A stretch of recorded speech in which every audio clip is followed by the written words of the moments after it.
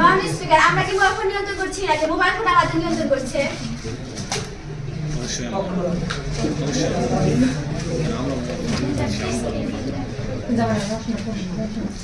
Speaker এর আগে আমার বন্ধু মুমিন প্রকাশ করে দিয়েছে যে আগুনে ভাত রান্না করা হয় এবং সেই আগুন দিয়ে হাতও পোড়ানো যায়।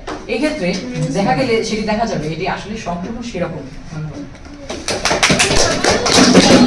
মোবাইলের কোনো দোষ নেই, ব্যবহারকারীর দোষ। কিন্তু আমি বলবো মোবাইল অপরাধকে সহজ, দ্রুত ও গোপন করছে। যে যন্ত্রপাতি শুধু থেকে নির্দোষ হতে পারে। বুঝতে হবে যে যদি কোনো অপরাধীকে ধরার জন্য হয় তাহলে যদি সেটা বিশ্বব্যাপী হয়ে যায় তাহলে মোবাইল ফোনে সেটি ছড়িয়ে দেওয়া হয়।